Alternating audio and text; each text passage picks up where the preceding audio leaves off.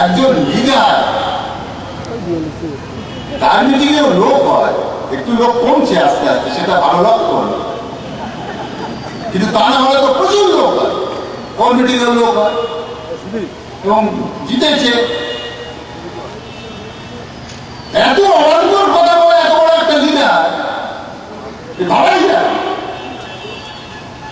আমার সম্পর্কে বললো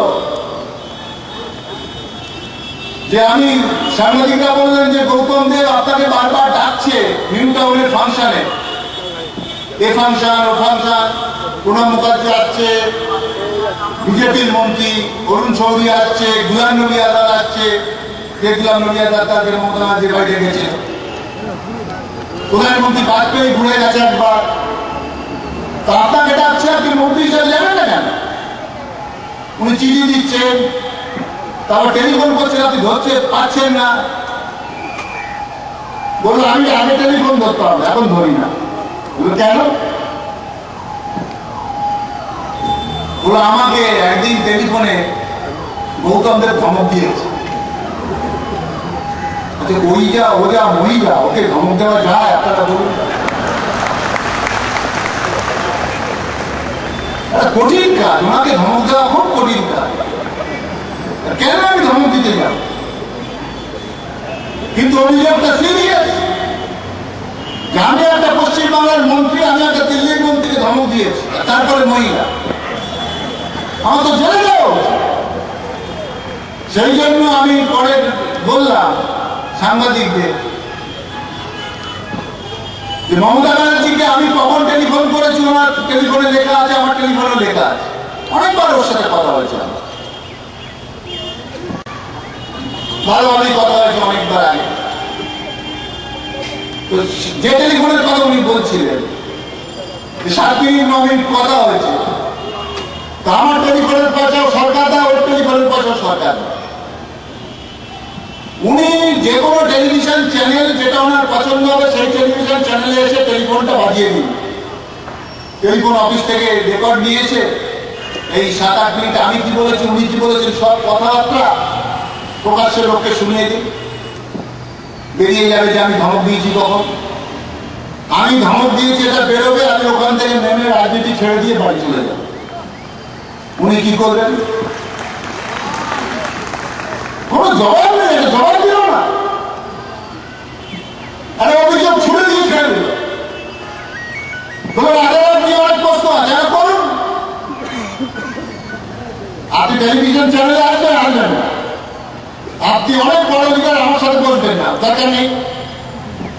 আপনি বাড়িতে, আপনার কালীঘাটের বাড়িতে বসুন।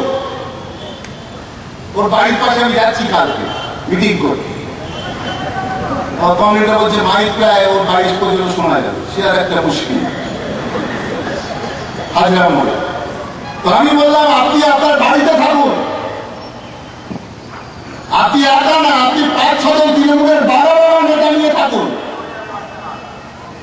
টেলিভিশনে ওখান থেকে আপনি প্রশ্ন করবেন, আর আমি বসে থাকবো টেলিভিশন চ্যানেলে, আমি উত্তর দেবো। যত প্রশ্ন আপনারা জেলার নিয়ে আকাশের তলায়, যত প্রশ্ন আপনি করে যাবেন, আপনার লোকেরা করে যাবেন, আমি উত্তর দেব।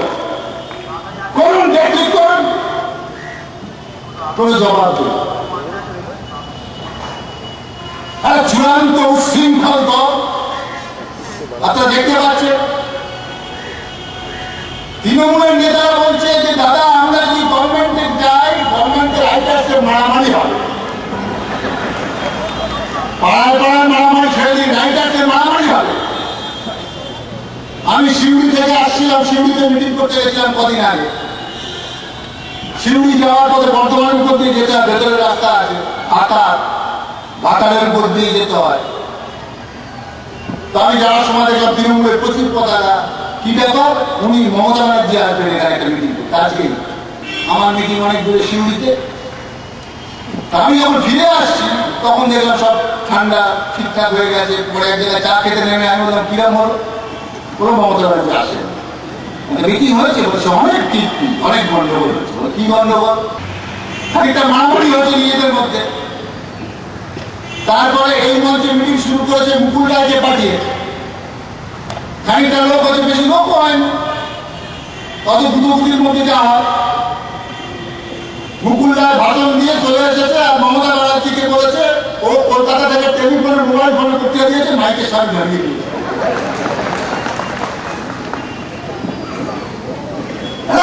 চূড়ান্ত উশৃঙ্খল করার কোনো নীতি নেই। এটা মাওবাদীদের সাথে সমস্ত করে বেড়াচ্ছে, লোক খুন করছে। আর কি অপরাধ করেছি ধরুন, আমি মুখ্যমন্ত্রীর সাথে কথা বলেছি,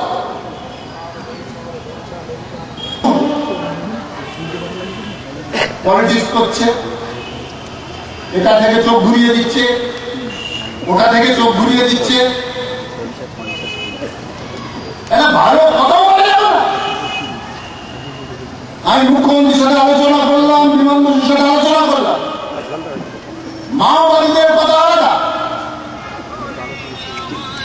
যেখানে সিপিএম তৃণমূলের মারামারি হচ্ছে, যেখানে তৃণমূল কংগ্রেসের মারামারি হচ্ছে, কংগ্রেস সিপিএম এর মারামারি হচ্ছে, ফরওয়ার্ড ব্লক তৃণমূলের মারামারি হচ্ছে,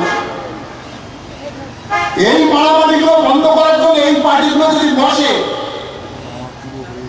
যে আমরা নিজেরা মারামারি করে লোক খুন করা, এটা হতে পারে। আমরা সিপিএম যদি ঠিক করি যে আমাদের পার্টির লোক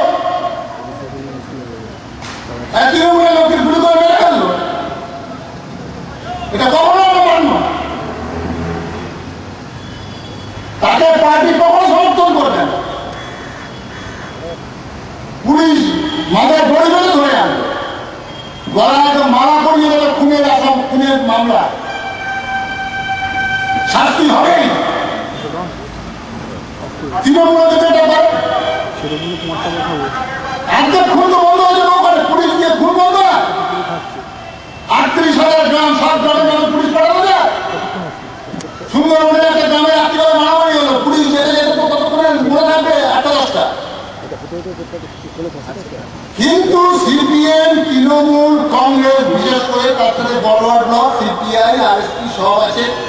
কিন্তু আমি বলেছি শুরুতে প্রণব মুখার্জি, মুখ্যমন্ত্রী পুত্রদের পর্যায়ে মমতা ব্যানার্জি, আপনারা তিনজন যদি একসাথে বসেন, এখনো ভোটের 4 মাস বাকি আছে, এই 4 মাসে যদি এখনো 1000 লোক খুন হয়, আর 1000 লোকের খুন যদি 800 মানুষের খুন আটকে দেওয়া যায়, আর 800 লোক তো বাঁচলো, আপনারা তিনজন বলার জন্য কেন বলবেন না?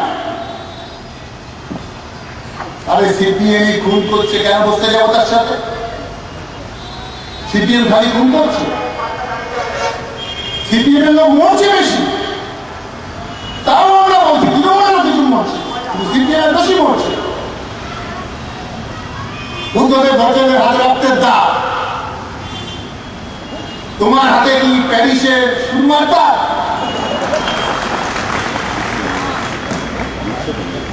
এটা কোনো কাজের কথা হবে না। উনি রক্ত নিয়ে ঘুরে বেড়াচ্ছেন, তুমি প্যারিসের পারফিউম নিয়ে ঘুরে বেড়াচ্ছ। এসব ফালতু কথা না বলে একসাথে বসুন, বসে সামনাসামনি বুদ্ধদেব ভট্টাচার্যকে বলুন এইটা করতে হবে।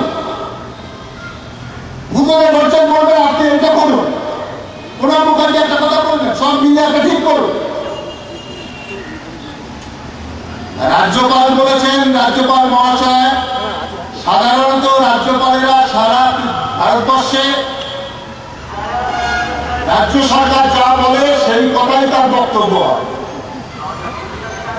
যেমন রাষ্ট্রপতি যা বলেন, দিল্লির সরকারের যা কথা সেটাই বলে। কিন্তু তার মানে এটা না রাজ্যপালের কোন ব্যক্তিগত মত থাকতে পারে। উনি ওনার ব্যক্তিগত মত দিচ্ছেন, ওটা সরকারের মত না, ওটা রাজ্যপাল মহাশয়ের ব্যক্তিগত মত। আলোচনার কোনো দরকার নেই, এখন শুধু অ্যাকশন।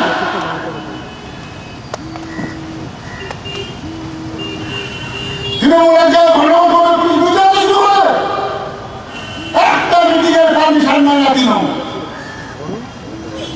একটা কলকাতায় রাজ্যপালের বাড়ির সামনে মিটিং করে পারমিশন নেয়, সব নেতাকে বাঁধবে পুলিশ। বিহারি মিটিং করার জন্য গ্রেপ্তার করবে, একটা অ্যাকশন বলে দিব।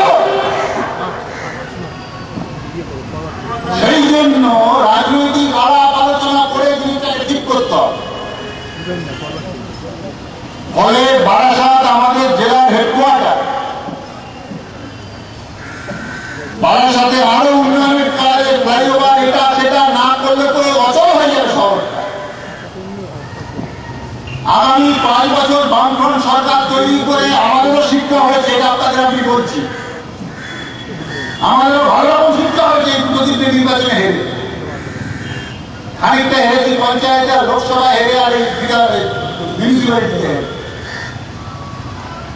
এমন ভাবে আমরা বামফ্রন্ট সরকার, অষ্টম বামফ্রন্ট সরকার চালাবো, 15-20 বছরের মধ্যে লোকে ভুলতে পারবে না। এমন ভাবে চালাবো, জেনে রাখবো, এই ভরসা আমি আপনাদের দিচ্ছি। আর এমন ভাবে বিশেষ করে আমরা আমাদের পার্টি ঠিক করবো।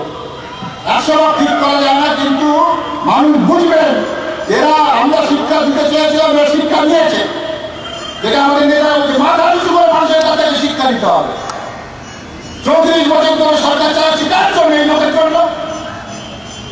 তারা একবার এগিয়ে গেছেন, তারা বুঝতে হবে। সুতরাং আপনারা হাজার হাজার কমরেড এখানে এসেছেন, এতক্ষণ ধরে আপনারা মিটিং শুনছেন, আপনারা ফিরে যাবেন, ব্রিগেডের প্রস্তুতি নেবেন, জনসমুদ্র হবে তাড়াতাড়ি ব্রিগেডে।